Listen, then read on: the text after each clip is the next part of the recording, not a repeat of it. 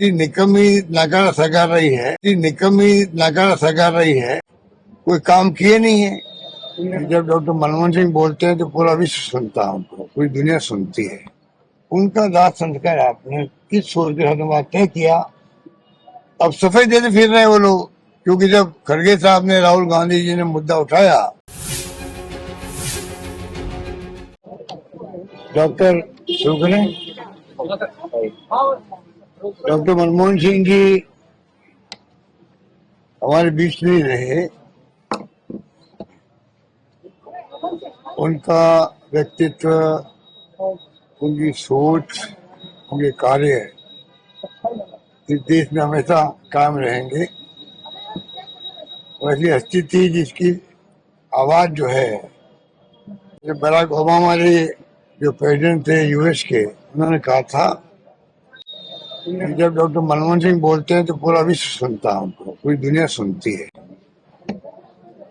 आप सोच सकते हैं कि उनका और क्या बना हुआ था दुनिया के मुल्कों के अंदर। वो गांधीवादी विचारों से ओतप्रोत थे, सादगी उनके दिलो दिमाग में थी, सादगी रहे जिंदगी थी,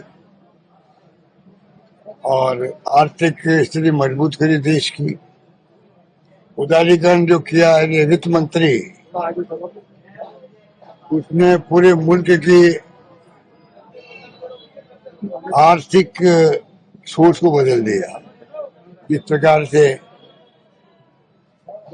उदारीकरण के बाद में जो कुछ दिख रहा आपको, ये रोड का हाईवे दिख रहा आपको, या जो बदलाव दिख रहा आपको इन्वेस्टमेंट के अंदर, एफडीआई के अंदर, विदेशी निवेश के अंदर, ये तमाम उनकी देन है।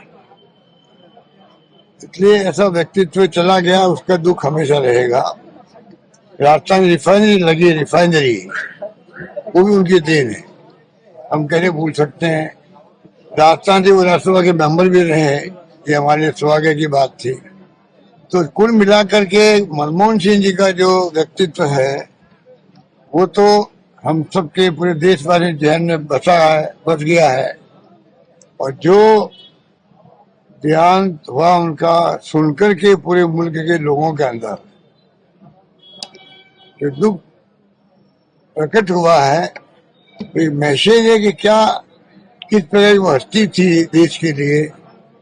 आज प्रदेश कांग्रेस कमेटी ने बुलाई, उनके लिए ये सम्मान प्रस्ताव पास किया गया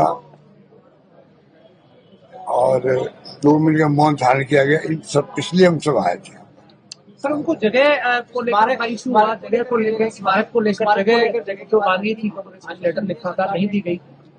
देखिए, मैंने पहले भी कहा कि जैसे राजस्थान में हम लोगों ने किया था, जब भगत सिंह शेखावत साहब का निधन हुआ तो बगैर मांगे हुए बीजेपी ने मांग नहीं करी थी, यहाँ तो कांग्रेस ने भी मांग करी। दिल्ली में तो खड़गे साहब ने पत्र लिखा, हमने यहाँ कोई बीजेपी की मांग नहीं थी।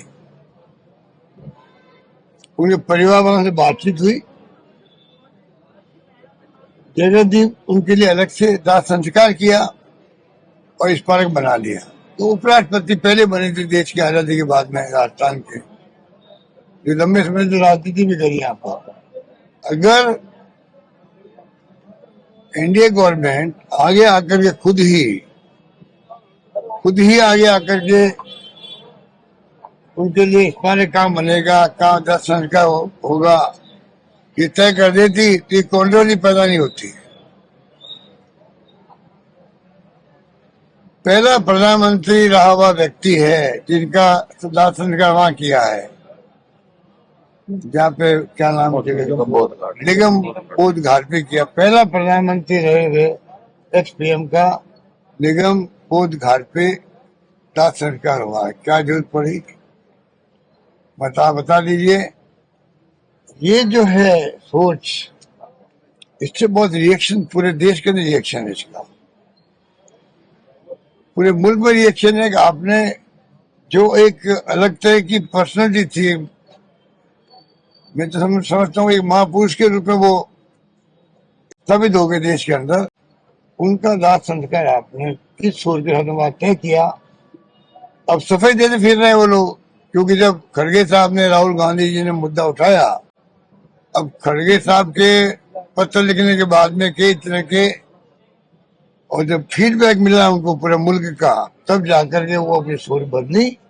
अब कह रहे हैं हम स्मारक बनाएंगे। क्या मतलब हुआ? क्या दाह संस्कार करते जगह पर, और राहुल गांधी जी ने ऑफर कर दी थी, या इंदिरा जी का या अन्य नेताओं का जो बना है यहाँ पे, राजीव जी के, उनके आसपास में आप कहीं बना दीजिए। ऑफर कर दी गई, तब भी आपने एक कंट्रोवर्सी पैदा करवाई।